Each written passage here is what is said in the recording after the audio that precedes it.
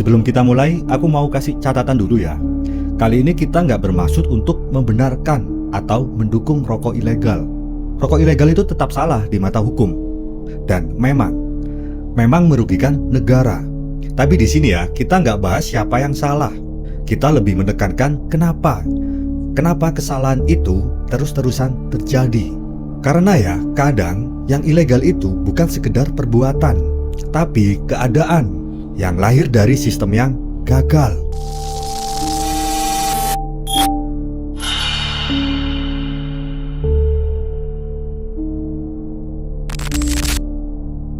Kadang ya, yang disebut ilegal itu bukan berarti salah, cuma karena dia nggak punya izin dari mereka yang punya kuasa buat nyebut legal. Padahal banyak hal yang ilegal itu justru yang paling jujur di dunia ini. Dan kali ini kita akan ngomongin soal hal yang katanya paling menghancurkan suatu negara. Ada yang bilang rokok ilegal itu bahaya banget buat kesehatan. Emang rokok legal gak bahaya juga tuh? Lalu juga ada narasi yang bilang rokok ilegal itu menggerogoti ekonomi, mengancam sosial, dan juga mengurangi pendapatan negara. Jadi ya, wah, kalimatnya tuh kayak mau ngomongin teroris ekonomi aja. Tapi ya, coba kalau kita balik tanya, gimana kalau ternyata rokok ilegal itu justru bisa disebut sebagai penolong? Nah, siapa tahu kan ya? Siapa tahu justru dia ini bukan biang keroknya, tapi malah gejala dari penyakit yang lebih dalam. Penyakit sistem ekonomi yang bikin rakyat nggak punya pilihan selain jadi salah. Jadi kalau mau jujur, rokok ilegal itu bukan datang dari planet Mars.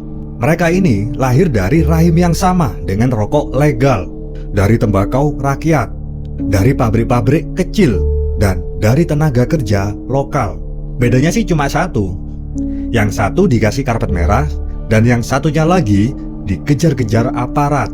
Dan ketika cukai naik tiap tahun, tapi daya beli masyarakat stagnan, otomatis orang cari alternatif. Nah, alternatifnya yaitu rokok tanpa pita cukai. Jadi kalau mau disalahin, jangan langsung tunjuk hidung si rokok ilegal, tapi tanya dulu, siapa yang bikin harga rokok jadi nggak masuk akal buat rakyat kecil?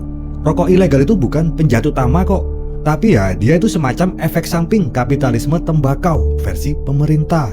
Dan yang lucu, ketika pemerintah dengan bangganya ngasih tahu kalau penerimaan negara dari cukai naik, nah rakyat kecil yang hisap rokok itu cuma bisa ketawa.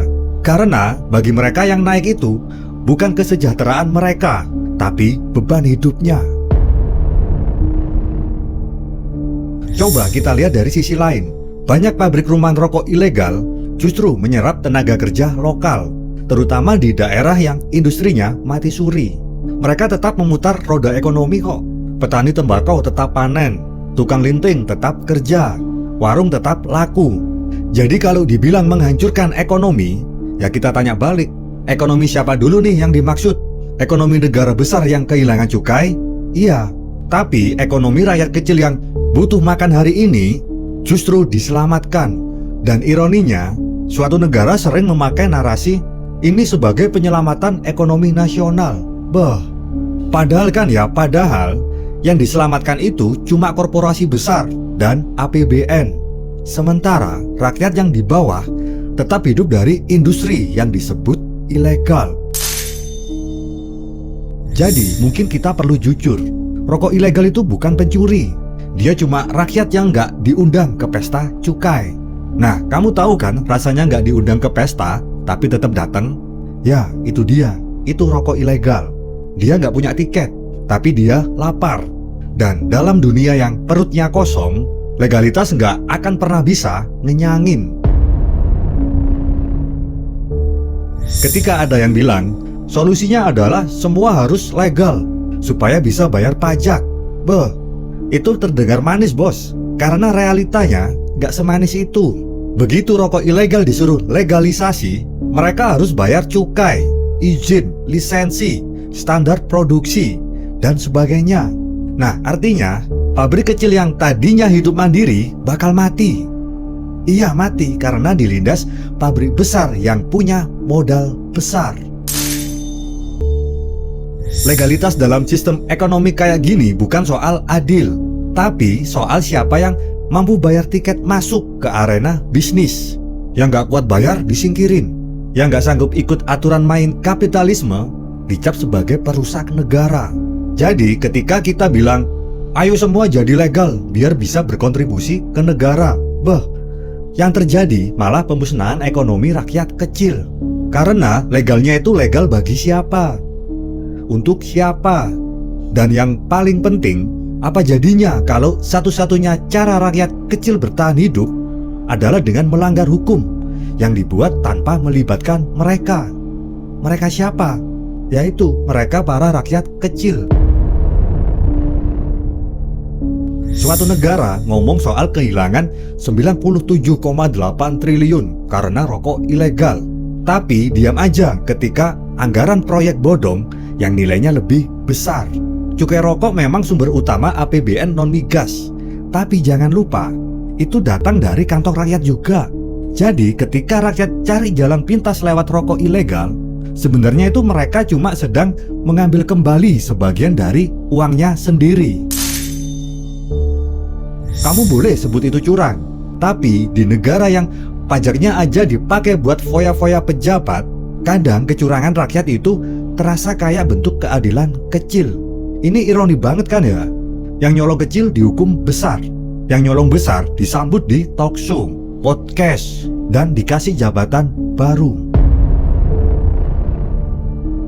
Kalau mau jujur, rokok ilegal bukan pahlawan, tapi juga bukan penjahat murni. Dia itu cuma refleksi dari sistem yang gagal menyeimbangkan antara moral, ekonomi, dan realitas sosial. Selama harga rokok legal terus naik, pendapatan rakyat juga nggak naik, dan pabrik kecil disudutkan, maka pasar rokok ilegal akan selalu hidup.